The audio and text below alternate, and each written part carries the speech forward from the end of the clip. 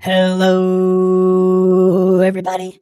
President BeeBop Robomogo Wanatron here, back for another episode of the 14-time Oscar-nominated podcast in the Best Actor in a Leading Role category. It's BeeBop Tales, Season 3, The Desolation of Messingham. Today we're answering a question from a listener, Robert, from Rockledge, Florida, who asked me, BeeBop, have you ever been zapped into a video and have to win the game to escape? Well, we'll find out today on this week's episode, but first, as you know, I have to do my Jonaham impression. A couple of you sent in some chants for me to try out to switch my voice. So first up is a chant that our friend Frida from New Zealand sent in.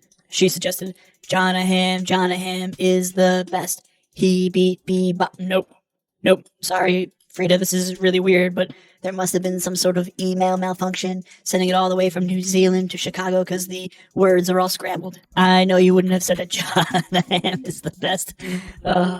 It doesn't make any sense. Sorry about that. Now let's see. Layla from Harrisburg, Pennsylvania. She sent in, Jonaham, you know it's true. When I imitate your voice, I sound like you. There we go. Thank you very much, Layla. Okay, if you remember what happened in last week's episode, we were facing down a riddle from the Troll Master General. We got a lot of great answers to this week's riddle. So let's find out what that solution was, and we'll thank all of the puzzlers at the end of the episode. Let's get straight into Season 3, Episode 5, Ready Player BeeBop. Yay! Now listen closely.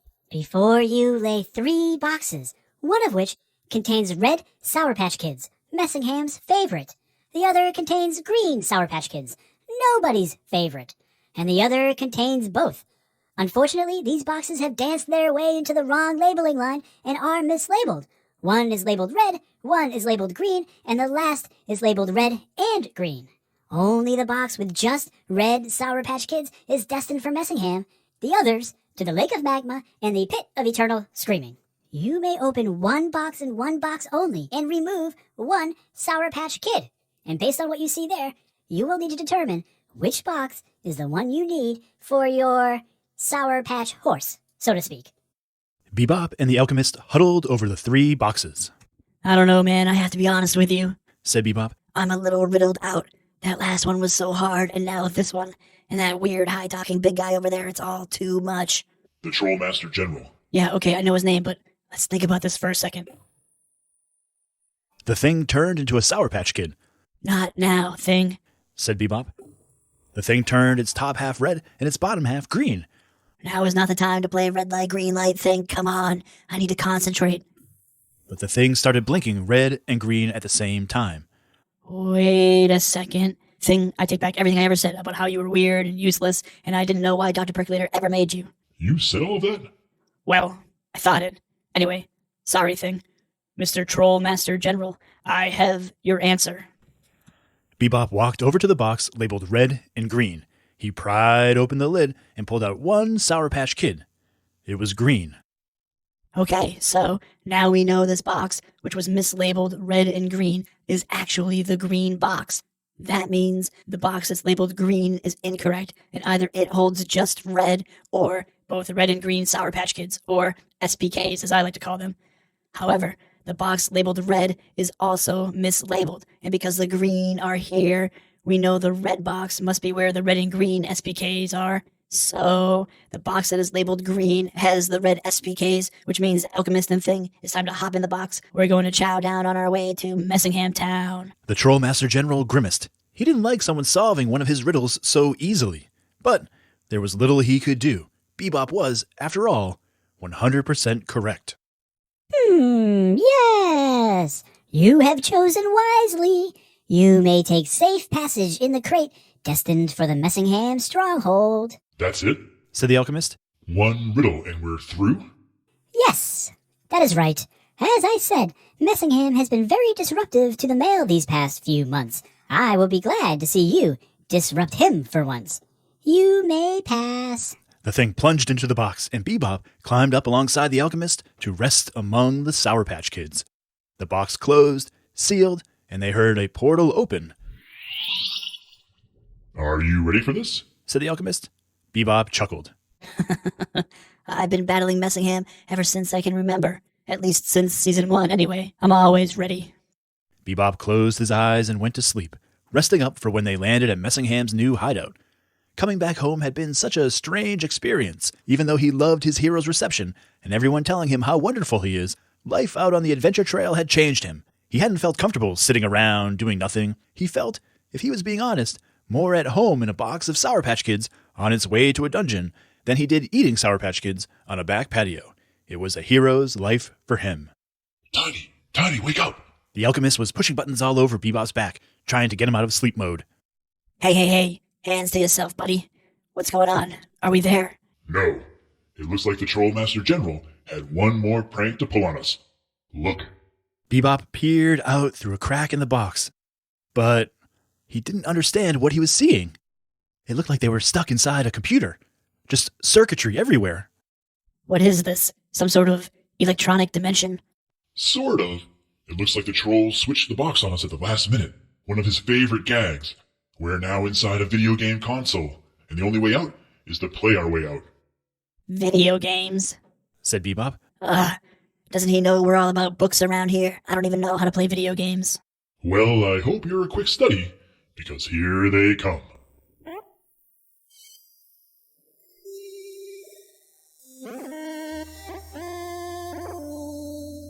The alchemist threw open the lid of the box, which disappeared around them. BeeBop looked up, and he saw 6 rows of 6 tiny, pixelated aliens advancing down at him. Ready, player one? Said the alchemist. I will be over here playing this one. BeeBop looked over his shoulder and saw the alchemist swinging a golf club. You're playing a golf game while I have to battle 36 aliens? No fair. BeeBop ran beneath a bunker that protected him while the aliens lowered toward him.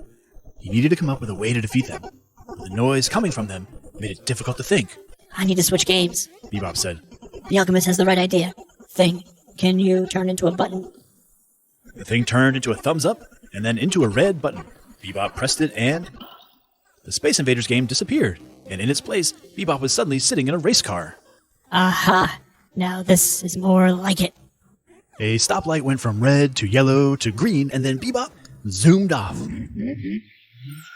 There were a few other cars on either side of him, a couple in front, and BeeBop kept his foot on the gas pedal as he sped around a track full of puddles, oil slicks, and all sorts of nonsense obstacles. What's the point of this? He said. If I win the race, do I get to Messingham's? They crossed the finish line and started lap 2. Then crossed the finish line and started lap 3. Then 4, 5, and eventually 32. Thing, I think we've been tricked. Can I get a new button? The thing became a button again, and BeeBop pushed it. Suddenly, he was running across a brick path, with more large bricks floating in his way. He had a giant hammer in his hand, which he used to smash the bricks and continue running. This is a weird game. New one, please. A giant yellow mouth was trying to eat him. New one. He was back on the racetrack, this time on a motorcycle. This is the same thing. New game. BeeBop was suddenly a paddle, bouncing a ball at another paddle, back and forth. New game. He pushed the button again. And this time, he was in a lush, green forest. Before him stood some sort of magical elf, floating a few feet off the ground and talking to him. Good evening, warrior. We are so glad to have you take on this legendary quest. The magic crystal of Gondoria is buried beneath the tower of Oside and Nakau. The legends say you can save our village by retrieving the magic crystal. Ooh, this is more like it, said BeeBop. I've heard about these adventure games. They're supposed to be epic. Let's go, I'm ready. We are all eager for you to retrieve the crystal, said the elf. But first, you must enter the training. Okay, then I can go on my quest? No, then you must talk to every single villager, whether they have anything of interest to say or not. That doesn't sound like fun. Then you must complete 37 minor quests over the course of 498 hours, and then you will be... Okay, forget it, said BeeBop. You know what? I've had enough of this. Thing, can you turn into a plug? The thing turned into a cord plugged into a tree in the forest. Great warrior! Why are you wasting time when there is a villager who wants you to fetch water for his cat, and then, once you have done so, he will teach you how to trim his hedges? No thanks. I'm done with this. BeeBop yanked the thing out of the tree and...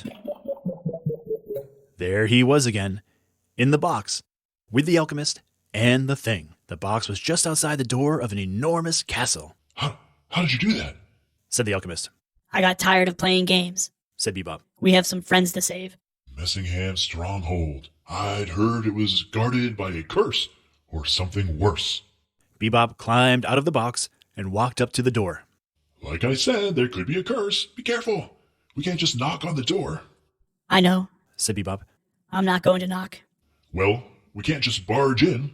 I know. Said BeeBop. He waved to the thing. We're not going in. The thing turned into a lock and affixed itself to the door, sealing it shut. He's going to have to come out. BeeBop Tales, playing a game. BeeBop's flipping the script on Messingham. BeeBop Tales, BeeBop Tales, BeeBop Tales. All right, I bet you all were expecting another puzzle or another riddle that I had to solve, but not this time. This time, BeeBop is creating the problem for Messingham. Or Messingham. Again, poetic license. Okay, well, speaking of puzzles, we have so many puzzle solvers to thank today. First up, I want to say thank you to Davey from Nashville, Tennessee, who solved last week's puzzle, but I left him off the list last week, and I'm so sorry, Davey. Thank you so much for your work. All right, and now on to this week's puzzlers. Benji, who's 8, and Abigail, who's 10, from Crow's Nest Pass in Alberta, Canada. Our pals Lev and Clara. Milo from Belize, Georgia. Zion, who's 12, from DuPont, Washington. Frida from New Zealand. Layla from Harrisburg, Pennsylvania. Eli from Baltimore. Cass, who's 12, and Oscar, who's 6, from Richfield, Minnesota. Torben, who's 10, and Axel, who's 8, along with their sisters Harriet, who's 6, and Violet, who's 3, from Pennsylvania. Miles Diaz, who's 5, and Keon Diaz, who's 4. Our pal Kevin, who's 6. Conrad from Golden, Colorado, who turned 9, I believe, yesterday. Happy birthday, Conrad. Seth, who's 9, and Lyra, who's 7, from Albuquerque, New Mexico. Paul, who's 8, from Atlanta, Georgia. Leilani, who's 8, from London, England. Eli from Newaygo, Michigan. Kylie, who's 11, and Katie, who's 8, from California. And Miles, who is 8, and Dylan, who is 5, from Milpita, California. Yay. Thank you all so much for solving this week's puzzle. And now, because I really dined out last week on so much delicious art, I need to thank Aaron, who's 7, from Roanoke, Virginia, who made a really cool BeeBop Jr. Thank you, Aaron. Cooper, who's 6, from Renton, Washington. Hannah from Guelph, Ontario, Canada. Ishbel and Ian from Hebden Bridge, England. Miles from San Francisco. Sam, who's 7, from Williamstown in Melbourne, Australia. Vince, who's 7, from Pleasanton, California. Our pal Brenley. Olive from Canada, Sam, who's 6, and Wallace, who's 3, and Lene, who's 3, from Toronto, Canada, Sammy, who's 5, from Indiana, William, who's 5, from Texas, Torrance, who is 5, Jules, who's 6, from Athens, Georgia, Wiley, who is 8, Sam, who is 6, from Cape Town, South Africa, Ezra, who is 7, from Worthington, Ohio, our pal Avery, from Florida, and then Mary, who is 4 and 11, 12 years old, but that email came in last month, so maybe happy birthday, Mary. All right, thank you all so much for the wonderful art. And then here is a joke from our pal Ari.